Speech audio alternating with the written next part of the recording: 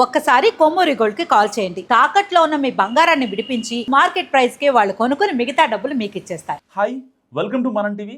మనం టీవీ ఉన్నది మన కోసం. తెలంగాణలో పొలిటికల్ అఘోరాలు స్థైర్య విహారం చేస్తున్నారు. రాష్ట్ర రాజకీయం అంతా క్షుద్ర పూజల చుట్టూ తిరుగుతుంది. కాంగ్రెస్ బీఆర్ఎస్ మధ్య నడుస్తున్న వ్యవహారం రాష్ట్ర ప్రజల్లో సరికొత్త సందేహాలకు తావిస్తోంది. చివరికి సీఎం నోటి వెంట కూడా క్షుద్ర ప్రస్తావన రావడం కలకలం రేపుతోంది. ఇంతకీ హరీష్ రావు మీద ఆ ఆరోపణలు ఎందుకు వచ్చాయి? అసలు ఆయన చేసిన పూజలేంటి? ఎక్కడ చేశారు? తెలంగాణ రాజకీయ వాతావరణం ఉన్నటువంటి మారిపోయింది. సాధారణంగా అవినీతి ఆరోపణలు, ప్రభుత్వాల పనితీరు చుట్టూ తిరిగే వ్యవహారం ఒక్కసారిగా క్షుద్ర పూజల టర్న్ తీసుకుంది. అది కూడా ప్రధాన పార్టీలకు చెందిన ముఖ్య నేతల నోటి వెంట అఘోరాలు, క్షుద్ర పూజల మాటలు రావడంతో రాష్ట్రంలో అసలేం జరుగుతుందంటూ అందరూ అటెన్షన్ అటువైపు మళ్ళింది. సో బీఆర్ఎస్ ముఖ్య నేత, మాజీ మంత్రి హరీష్ రావు కేంద్రంగా 10 రోజుల నుంచి ఇదే టాపిక్ నడుస్తుండటంతో అసలు ఆయన ఏం చేశారు, కాంగ్రెస్ ఆరోపణల నిజమెంత, ఇందులో నిజానిజాలు ఏంటి అన్న చర్చలు ఇప్పుడు తెలంగాణలో పెరిగిపోయాయి.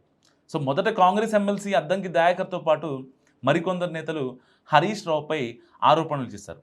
తెలంగాణలో వర్షాలు కురవకూడదంటూ ఆయన క్షుద్ర పూజలు చేశారన్నది హస్తం నేతల ఆరోపణ. అక్కడితో సరిపెట్టకుండా మే 31న తిరుచిలో, జూన్ 1న శివమొగ్గలో హరీష్ రావు పూజలు చేశారంటూ తేదీలతో సహా చెప్పడం కలకలం రేపింది. అవసరమైతే ఫోటోలు కూడా బయటపెడతామని కాంగ్రెస్ లీడర్స్ అనడం ఇంకాస్త ఉత్కంఠను పెంచింది. చివరికి ఏకంగా పిసిసి అధ్యక్షుడు మహేష్ కుమార్ గౌడ్ నోటి నుంచి కూడా క్షుద్ర పూజల మాటలు రావడంతో అసలు ఏం జరుగుతుందంటూ ఆరా తీసే వాళ్ళు చాలామంది పెరిగిపోయారు. అదే సమయంలో క్షుద్ర పూజల ఆరోపణలు చేసిన వారికి లీగల్ నోటీసులు పంపారు మాజీ మంత్రి. తాను అలాంటి పనులు చేసినట్లు ఆధారాలు ఉంటే బయట పెట్టాలని, లేదంటే లీగల్ యాక్షన్ తీసుకుంటానని కూడా హెచ్చరించారు హరీష్. ఇదంతా వారం రోజుల క్రితం జరిగిన వ్యవహారం. హరీష్ రావు లీగల్ నోటీసుల తర్వాత ఎక్కడ రియాక్షన్ లేకపోవడంతో ఆ వ్యవహారం అక్కడితో ఆగిపోయిందని అనుకున్నారు అంతా. కానీ కూకట్పల్లి బహిరంగ సభలో ఏకంగా సీఎం రేవంత్ రెడ్డి నోటి వెంట క్షుద్ర పూజల మాటలు వచ్చాయి. రాష్ట్రంలో వర్షాలు పడకూడదు, సుభిక్షంగా ఉండకూడదంటూ కొందరి అలాంటి పూజలు చేస్తున్నారంటూ చెప్పుకొచ్చారు సీఎం. సో నేరుగా ఎక్కడ హరీష్ రావు పేరు ప్రస్తావించలేదు సీఎం. కానీ గత వారం నుంచి ఆయన మీదే ఆరోపణలు రావడంతో ముఖ్యమంత్రి ఉద్దేశం ఏమై ఉంటుందా అన్న చర్చలు మొదలయ్యాయి. సరిగ్గా ఇక్కడే సరికొత్త అనుమానాలు పెరుగుతున్నాయట. అసలు ఏమీ లేకపోతే పదే పదే ఎందుకు ఇలాంటివి వినిపిస్తున్నాయి, ఎందుకు ఈ తరహా పూజల చుట్టూనే మ్యాటర్ తిరుగుతుందంటూ ప్రశ్నించుకునే వాళ్ళు చాలామంది ఉన్నారు. సో చివరికి బీఆర్ఎస్ వర్గాల్లో సైతం ఇలాంటి డిస్కషన్స్ మొదలయ్యాయి.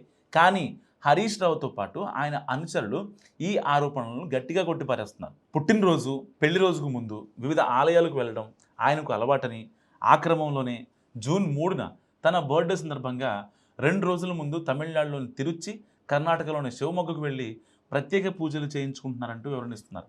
సో ప్రత్యేక సందర్భంలో అందరిలాగే తమ నేత కూడా ప్రముఖ ఆలయాలకు వెళ్ళి పూజలు చేయించుకుంటే కాంగ్రెస్ పార్టీ దానికి వేరే రంగు పోయడం ఏంటంటూ ప్రశ్నిస్తున్నారు.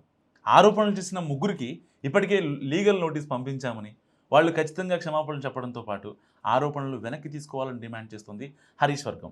సో ఈ వ్యవహారంపై నేరుగా స్పందించడానికి హరీష్ రావు నిరాకరిస్తున్నా ఆయన అనుచరులు, బీఆర్ఎస్ నేతలు మాత్రం గట్టిగానే కౌంటర్స్ వేస్తున్నారు. అయితే మొన్నటి వరకు కాంగ్రెస్ నేతలు ఇలా ఆరోపణలు చేసినప్పటికీ లైట్గా తీసుకున్న తెలంగాణ ప్రజలు ఇప్పుడు ఏకంగా సీఎం రేవంత్ రెడ్డి నోటి నుంచి అఘోరా పూజలు, క్షుద్ర రాజకీయాలన్న మాటలు రావడంతో అసలు ఏంటి ఈ చర్చ అని చాలామంది మాట్లాడుకుంటున్నారు.